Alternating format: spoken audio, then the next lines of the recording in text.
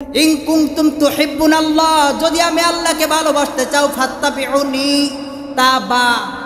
তাবউন থেকে এসেছে আমার নবীকে অনুসরণ করো। অনুসরণ শুধু ভালোবাসে কেক কেটে উদযাপন করো না, গালি নিয়ে নাচানাচি করে বাদ্যযন্ত্র বাজিয়ে অপরাধ করো না। এগুলোর নাম নবীর প্রেম নয়, এগুলোর নাম নবীর ভালোবাসা নয়। নবীর ভালোবাসা তো এটাই, নবী যা করেছেন সেগুলো অনুসরণ করা। মা আতাকুমুর রাসূলু ফাখুযুহু ওয়া মা নাহাকুম আনহু ফান্তাহু। নবী যা বলেছেন, যা পছন্দ করেছেন তা করো। ওয়া মা নাহাকুম আনহু ফান্তাহু, আর যা অপছন্দ করেছেন, করতে নিষেধ করেছেন, ছেড়ে দাও। কেন ছাড়বা? ওয়াত্তাকুল্লাহ, ভয় করতে হবে কার? আরো জোরে, আরো জোরে। কবরে আমার বাবা যাবে না, মা যাবে না, স্ত্রী যাবে না, সন্তান যাবে না, সম্পদ যাবে না আমার সাথে। আমার কবরে আমার আল্লাহ ছাড়া কেউ যাবে না, ঠিক কিনা কর? আমার কিয়ামতে আল্লাহ ছাড়া কেউ বাঁচাতে আসবে না। সেজন্য আল্লাহ বললেন কবরের ভয় করো, পরকালের ভয় করো। আমার দোস্ত যা বলেছে তাই করো, যা ছাড়তে বলেছে ছাড়ো। ভয় করো ওয়াত্তাকুল্লাহ, তোমার রবের, না হলে খবর আছে। দুনিয়ার বাহাদুরি 50, 60, 70, 80 বছর, তার বেশি না। খবরদার, খবর আছে। এলোকে কবর ধারে আধার সিরে সিনিসিনা কি রে, ওকে ও মামিনার কোল জুড়ে চাঁদ জানিসিনা কি রে। মুতালিব আজকে কেন বেহুশ হেন, বক্ষে খুশির বান বেদনার সুপ্ত খাতে হাত বুলাতে, তারিয়া গমন সাহারার হৃদয় ভরা ঝর্ণা ধারা রইল না কি রে। এলোকে কাবার ধারে আধার সিরে সিনিসিনা কি রে। বলেন আলহামদুলিল্লাহ। লাকাদ জাআকুম রাসূলুম মিন আনফুসিকুম, এখানে তোমাদের মধ্য থেকে আমি একজন রসুল পাঠিয়েছি। এখানে যখন হযরত আনাস রাদিয়াল্লাহু তাআলা আনহু বলেন, রসুল সাল্লাল্লাহু আলাইহি সাল্লাম যখন আয়াতে কারিমাটা পড়তেন তখন তিনি আনফুসিকুম না বলে আনফাসিকুম পড়তেন। কি পড়তেন?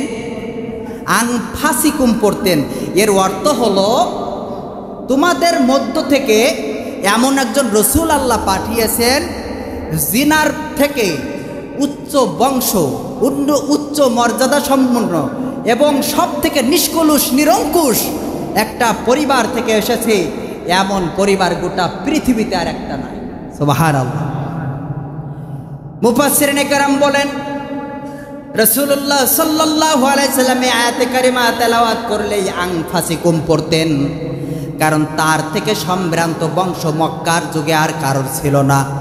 শুধু তাই নয়, আমার নবীজি বলেন হযরত আদম আলাইহিস সালাম থেকে নবীজির আব্বা আব্দুল্লাহ পর্যন্ত একজনও পিতৃপুরুষরা, একজনও তার পূর্বপুরুষরা কোনো ব্যভিচারে কোনো দিন লিপ্ত হয় নাই। সুবহানাল্লাহ।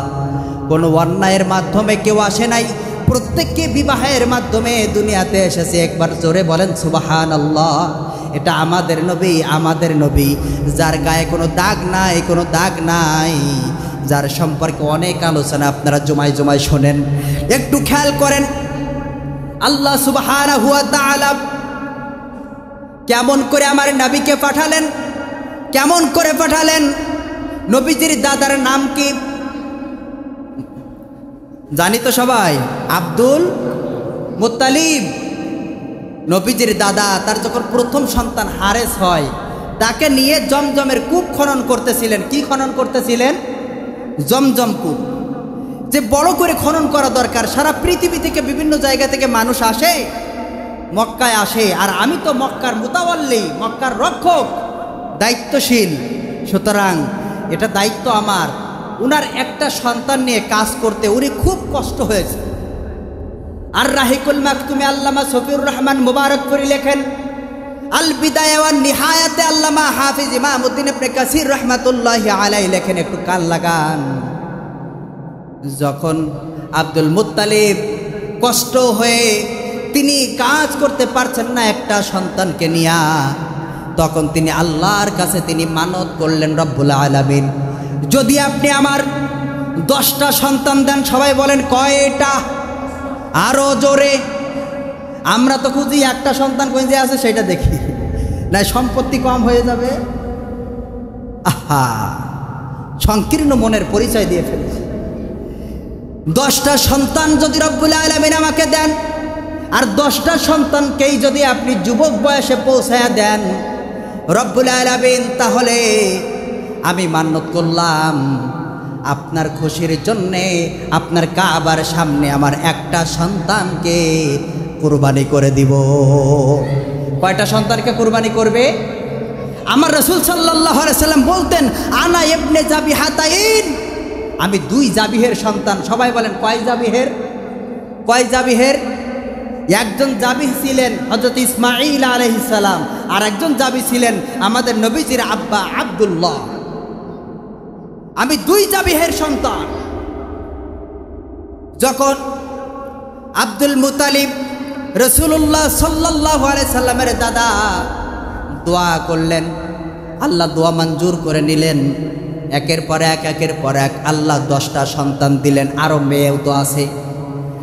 ছেলে দিলেন 10টা।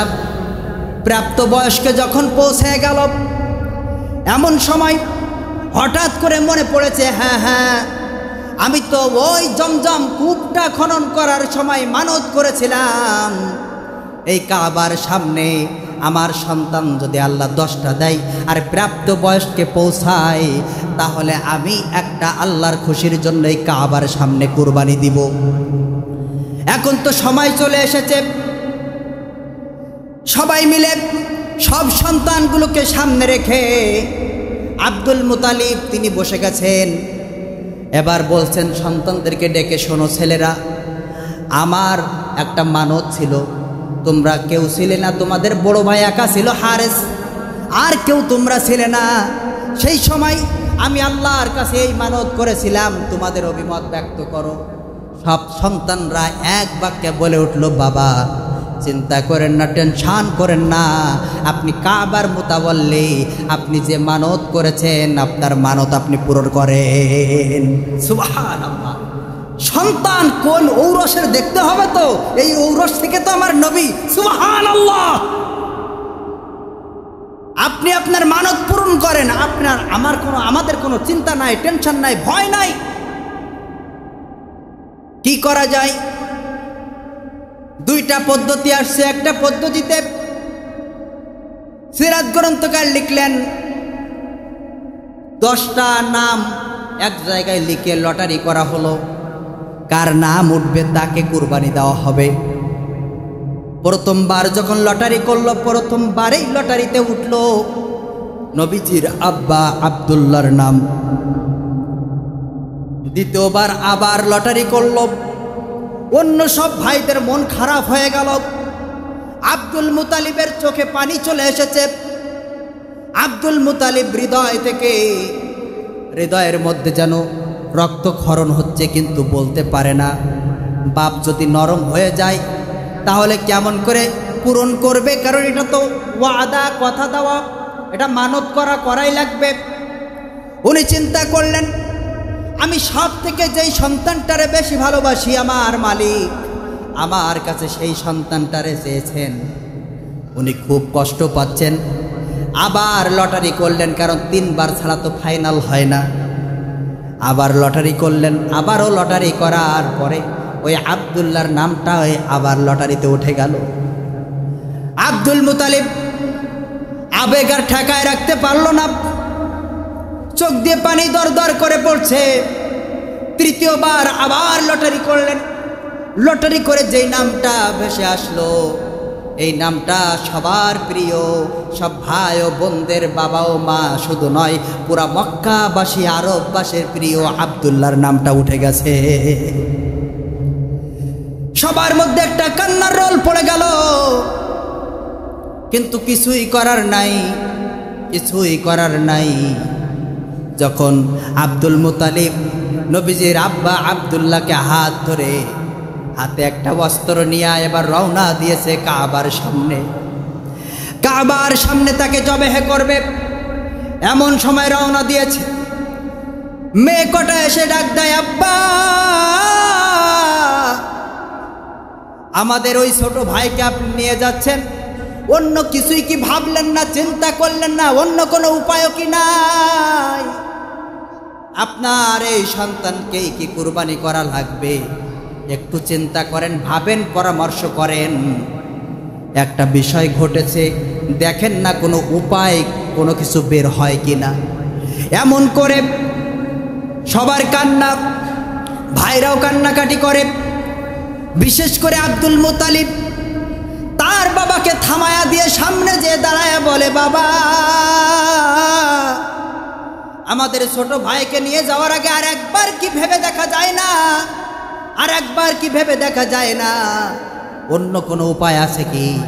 আব্দুল মুতালিব বিভিন্ন পণ্ডিতদের সাথে পরামর্শ করে একটা উপায় বের করলেন। তৎকালীন সময় একটা জানের দিয়াত ছিল 10টা উট।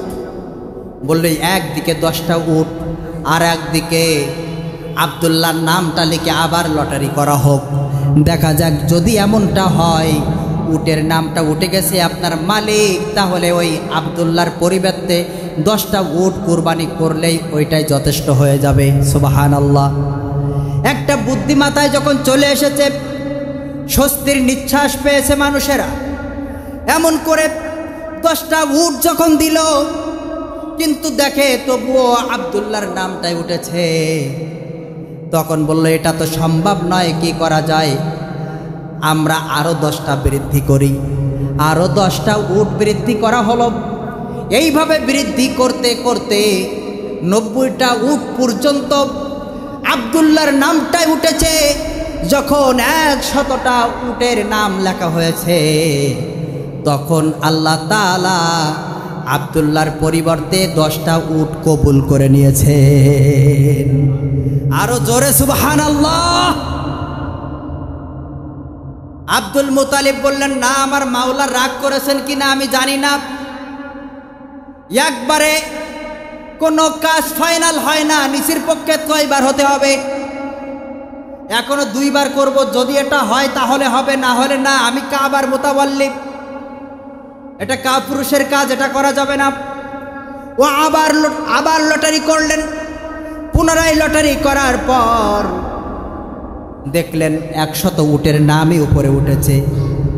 আবারও লটারি করলেন, 3বার। এবার দেখলেন 3বার ওই 100 উটের নাম যখন উঠেছে, আব্দুল মুতালিব আল্লাহর শুকরিয়া আদায় করে আর দেরি করলেন না, 100 উট কাবার সামনে কুরবানি করে সব মক্কার মানুষদেরকে খাওয়াইছেন। সুবহানাল্লাহ।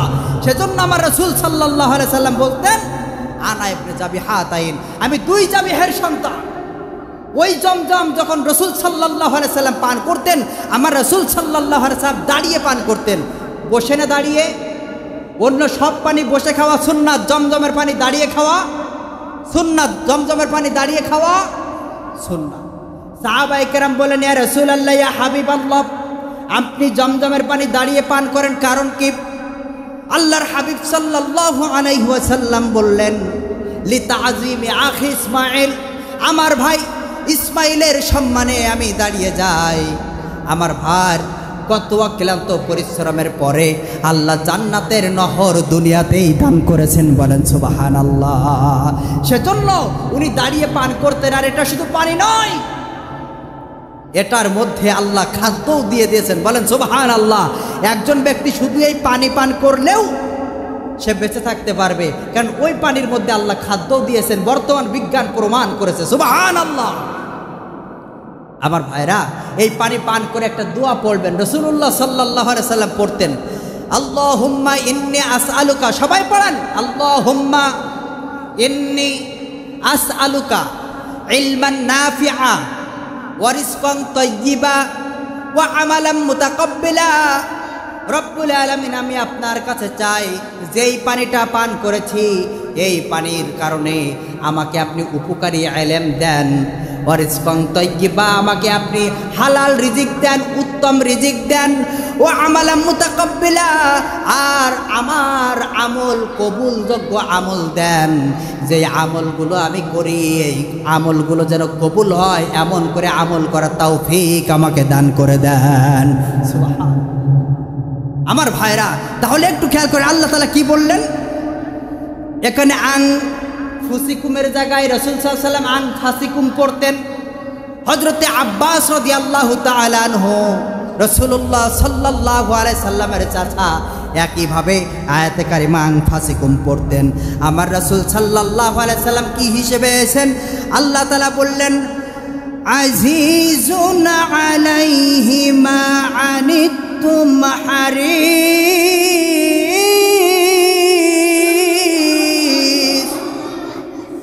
আলাইকুম বিল মুমিনিনা রাউফুর রাহিম।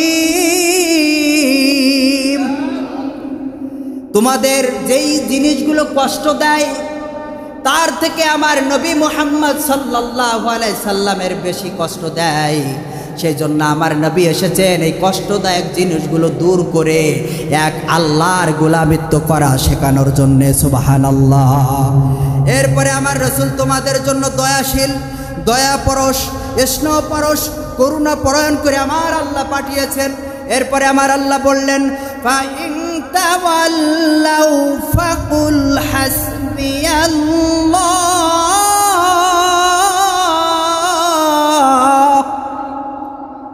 লা ইলাহা ইল্লাহু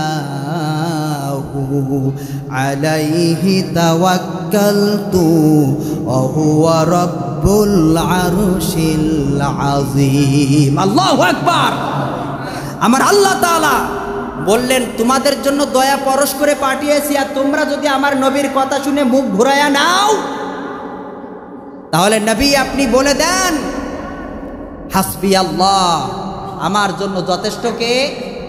সবাই বলেন আমরা মুমিন যারা আমাদের জন্য একমাত্র যথেষ্ট কে? সুখে দুঃখে বিপদে আপদে সর্ব অবস্থায় আমাদের জন্য যথেষ্ট একজন, আওয়াজ দিয়ে বলেন তিনি কে?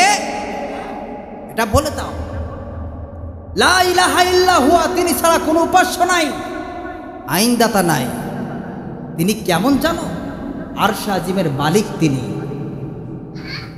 আল্লাহ তাআলা নিজের কথা বলেছেন সূরা ফাতিহার প্রথম আয়াতে, পড়েন আলহামদুলিল্লাহ, পড়েন আলহামদুলিল্লাহি রাব্বিল আলামিন। যতগুলো সৃষ্টি জগৎ আমার আছে, যতগুলো জগৎ আমি সৃষ্টি করেছি, এই সৃষ্টি জগতের রব আমি, আমার শুকরিয়া আদায় করো। সুবহানাল্লাহ।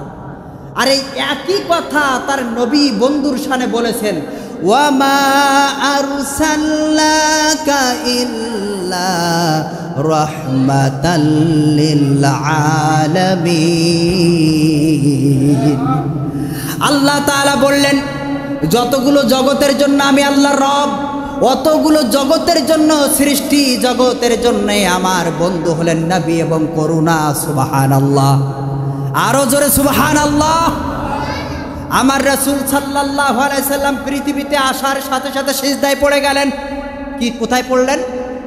সিজদায় পড়ে কি যেন পড়লেন, কি যেন বললেন?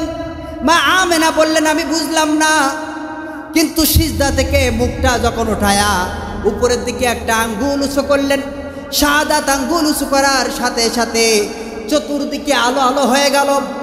ঘরের মধ্যে এমন একটা আলো চলে আসলো, আমার ছাদটা ফেটে গেল। গায়েব থেকে একটা আওয়াজ আসলো, আওয়াজ থেকে বলতে চাই মুহাম্মদকে গায়েব করা হোক, অদৃশ্য করা হোক। যত নবী রাসূল আম্বিয়া কেরাম পাঠিয়েছি সব নবী রাসূলের গুণাগুণগুলো তার মধ্যে ঢুকায়া দেওয়া হোক। এক এক করে সব ভালো জায়গা ভালো জিনিসগুলো তার মধ্যে দান করা হোক। গায়েব থেকে বলা হলো মিনাল মাশরিকি ইলাল মাগরিব, পূর্ব থেকে পশ্চিম পর্যন্ত ঘোরায়া দেখানো হোক।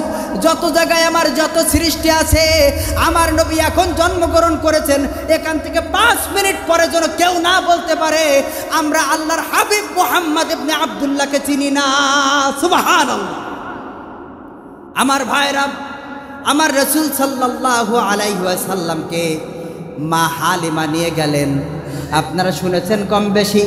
তিনি এসেছেন সর্বশেষে, তার বাহনটা অসুস্থ থাকার কারণে তিনি যখন আস্তে আস্তে এসেছেন, সব ধনির দুলালগুলো আগের থেকে নিয়ে গেছেন। মা হালিমা সর্বশেষ আসার কারণে তিনি দেখলেন ধনির দুলাল আর নাই, কিন্তু টাকা পয়সা না থাকলেও এমন একটা সন্তান দেখা যায়, এমন একটা চেহারা দেখা যায়, যেই চেহারা দেখার সাথে সাথে কলিজাটা জোড়ায়া যায়। তিনি বললেন আর দেরি করা যাবে না, ওই সন্তানকে মা হালিমা যে বুকে উঠায়া নিয়েছেন। সুবহানাল্লাহ। কোথায় উঠিয়ে নিয়েছেন? মা হালিমা ছিলেন রুগ্ন শুকনো, শরীরে শক্তি ছিল না, তার স্তনে দুধ ছিল না, তার কাছে যে সন্তান ছিল এই সন্তান খাওয়ানোর মতো কোনো দুধ ছিল না। তারপরেও যখন বুকে উঠায়া নিলেন, শরীরের পরিবর্তন আল্লাহ দান করে দিয়েছেন। সুবহানাল্লাহ বলেন। আমার ভাইরা, এরপরে রাসূল সাল্লাল্লাহু আলাইহি সাল্লামকে নিয়ে যখন বাহনের কাছে গেলেন, দেখলেন আমার স্বামী আমার অসুস্থ বাহন থেকে এক বালতি দুধ দহন করা হয়ে গেছে। শুধু তাই নয়, এখান থেকে আমার স্বামী বলল আরও যদি পাত্র থাকে আমাদের বাহন আরও দুধ দিতে সক্ষম। সুবহানাল্লাহ। একটু মনোযোগ লাগান। রাসূল সাল্লাল্লাহু আলাইহি সাল্লাম আসলেন কাবার ধারে। এলো কে কাবার ধারে আধার সিরে সিনশিনা কি রে, ওকে ও মামিনার কোল জুড়ে চাঁদ জানিস না কি রে। মুতালিব আজকে কেন বেহুশ হেন, বক্ষে খুশির বান বেদনার সুপ্ত খাতে হাত বুলাতে, তারিয়া গমন সাহারার হৃদয় ভরা ঝর্ণা ধারা রইল না কি রে। এলো কে কাবার ধারে আধার সিরে চিনিস না কি রে। বলেন আলহামদুলিল্লাহ। আমার ভাইরা, যখন হালিমা আমার নবীজিকে নিয়ে বাহনের উপরে উঠলেন, মা হালিমার 1-1.5 ঘন্টা আগে যারা রওনা দিয়েছে তাদেরকে প্রতিমধ্যে ফেলে দিয়ে মা হালিমা সবার আগে তার বাড়িতে পৌঁছে গিয়েছেন। সুবহানাল্লাহ। বাড়িতে যেয়ে দেখলেন তার যে পশু পাখিগুলো ছিল, আপনার দুম্বা বকরিগুলো ছিল, সেগুলো ভালো খেয়ে আসতো না, উট দিত না। সিরাত ইবনে হিশাম তার প্রমাণ দেয়, যখন বাড়িতে গেছে যে দেখে আর সব পেট ভর্তি তাজা, যেই বকরিগুলো আর দুম্বাগুলো দুধ দিত না, আজ দুধ দেওয়ার জন্য তাদের পালানগুলো মোটা হয়ে ঝুলে আছে। সুবহানাল্লাহ। মা হালিমা বলে উঠলেন বারাকাতুম মিনাস সামাই ওয়াল আরদ, এমন বরকত আমার বাড়িতে এনেছি, আসমান এবং জমিনের যত বরকত ছিল সব বরকতের দরজা আমার মালিক খুলে দিয়েছেন। আরো জোরে সুবহানাল্লাহ। যখন রাসূল সাল্লাল্লাহু আলাইহি সাল্লাম মায়ের কাছে চলে আসলেন, 5 বছর 5.5 বছর বয়স হয়ে গেছে। যখন খেলা করতে যায়, সব ছেলে মেয়েদের বাবারা এসে নিয়ে যায়। আমার রাসূল সাল্লাল্লাহু আলাইহি সাল্লামের বাবা আসে না, মনে বড় কষ্ট, ছোট মানুষ, উনি কষ্ট সহ্য না করতে পেরে মাকে বলে, ওগো মা, আমার বাবাকে কোনোদিন তো আমি দেখি নাই, ওগো মা, মা বাবা কোথায় আছে, বাবার কাছে আমাকে একটু নিয়ে যান।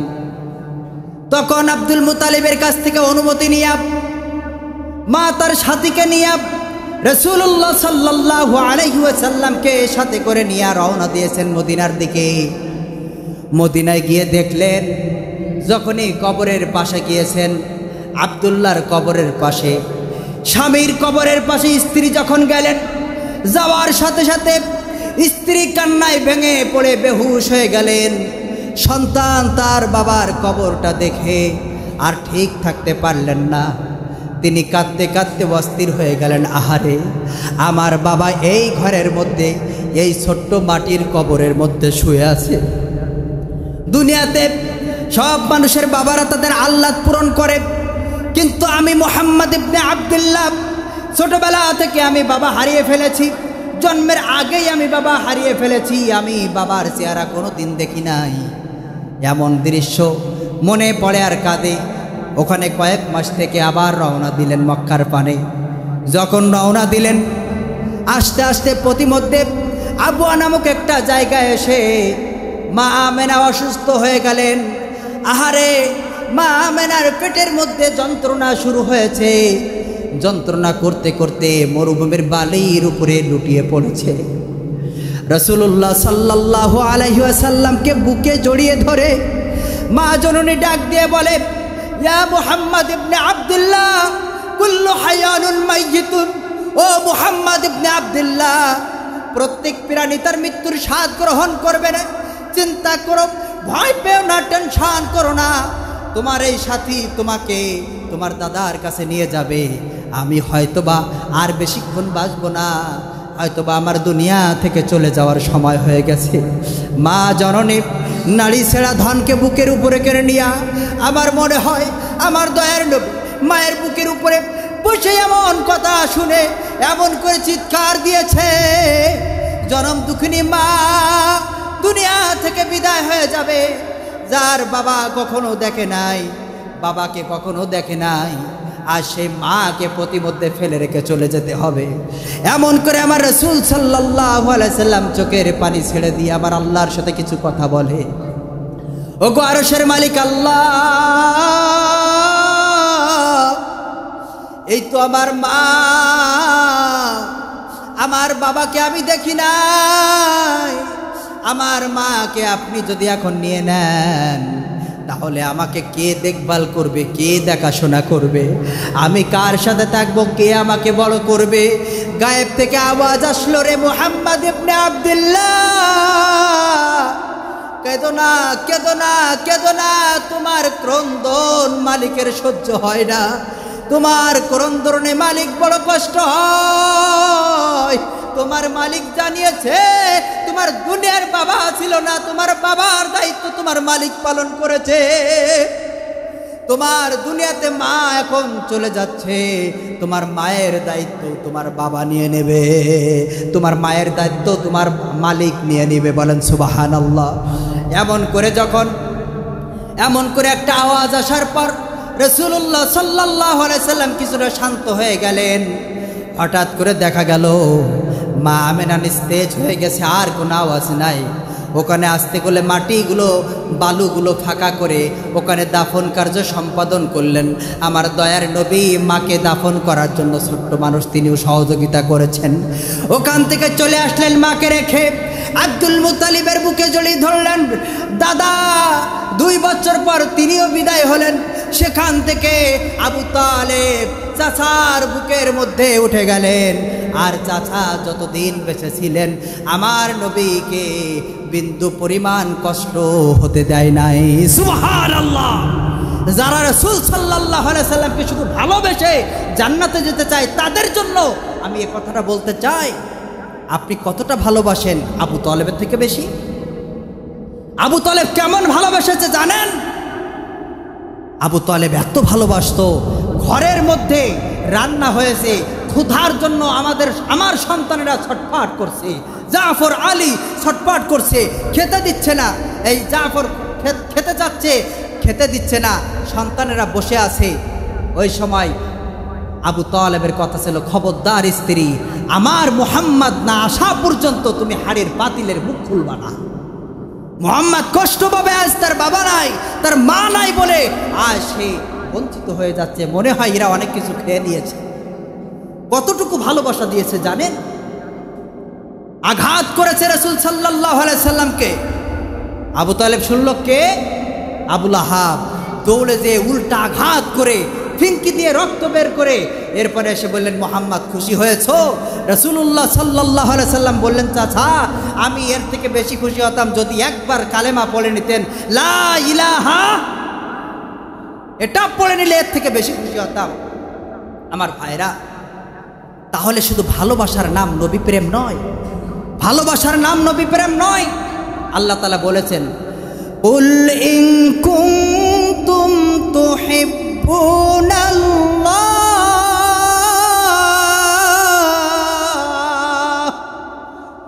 ফাত্তাবিউনি ইউহিব্বুকুমুল্লাহ يغفر لكم ذنوبكم والله غفور رحيم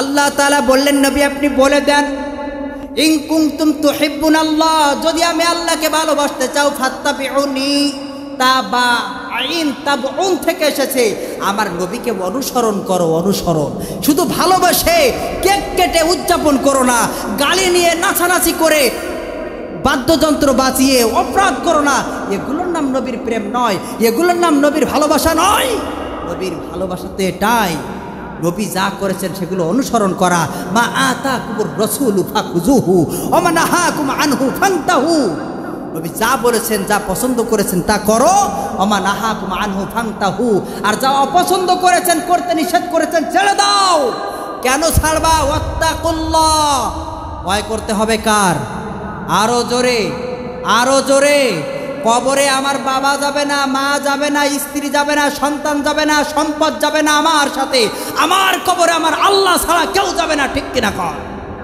আমার কিয়ামতে আল্লাহ ছাড়া কেউ বাঁচাতে আসবে না সেজন্য আল্লাহ বললেন কবরের ভয় করো পরকালের ভয় করো আমার দোস্ত যা বলেছে তাই করো যা ছাড়তে বলেছে ছাড়ো ভয় করো ওয়াত্তাকুল্লাহ তোমার রবের না হলে খবর আছে দুনিয়ার বাহাদুরি 50 60 70 80 বছর তার বেশি না খবরদার খবর আছে ফাত্তাবিউনি অনুসরণ করতে হবে অনুকরণ করতে হবে যদি করো লাভ কি যে আল্লাহকে ভালোবাসার জন্য নবীকে অনুসরণ করেছেন অনুকরণ করেছেন আল্লাহ বললেন আমি আল্লাহকে ভালোবাসার জন্য তোমার আর পাগল পারা হতে হবে না শুনে রেখে দাও গোলাম তোমার লাভ দিলাম 2টা জোরসে বলেন কয়টা আরো জোরে সবাই বলেন 2টা লাভ ইউহিব্বুকুমুল্লাহ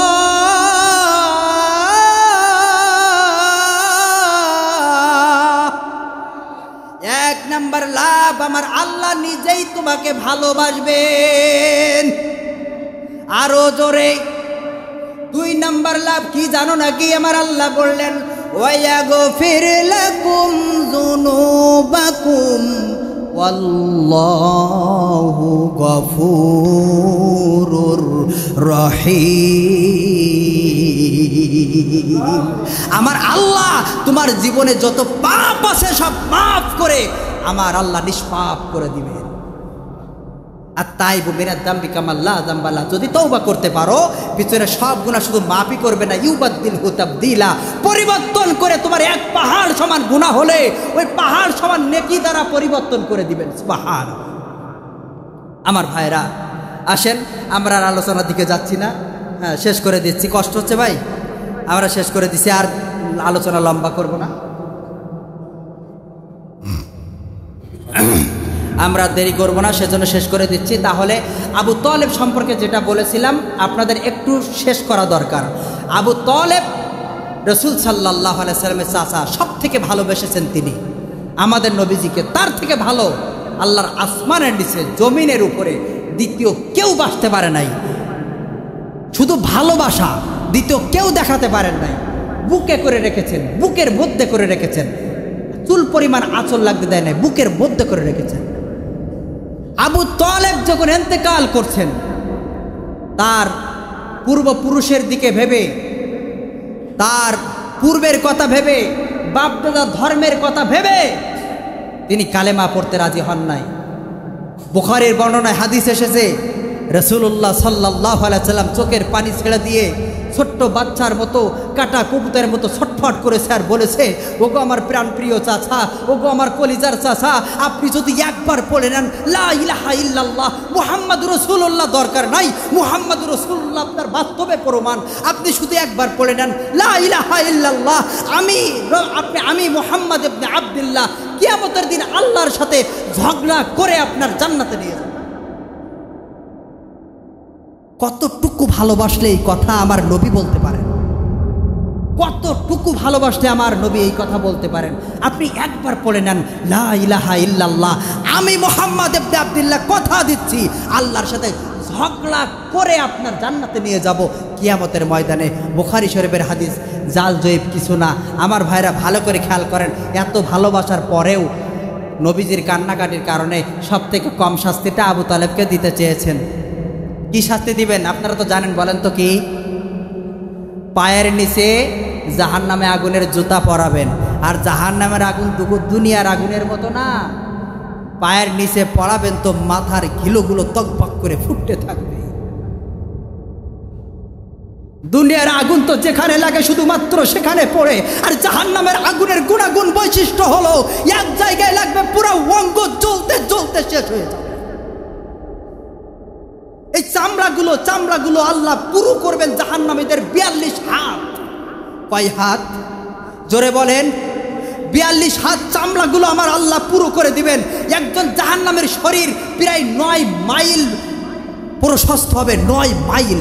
এই বিশাল শরীর করবেন কেন আল্লাহ?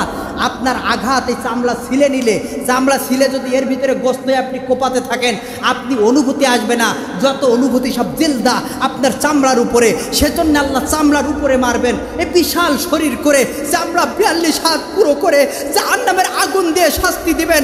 পোড়াইতে থাকবেন, জ্বালাইতে জ্বালাইতে যখন শেষ হয়ে যাবে আবার তৈরি করবেন, আবার শাস্তি দিবেন। আল্লাহু আকবার। আল্লাহ যেন আমাদেরকে মাফ করে দেন, বলেন আমিন। বলেন আল্লাহুম্মা আমিন। আল্লাহুম্মা আজিরনি মিনান নার। বলেন আল্লাহুম্মা আজিরনি মিনান নার। আল্লাহুম্মা আজিরনি মিনান নার।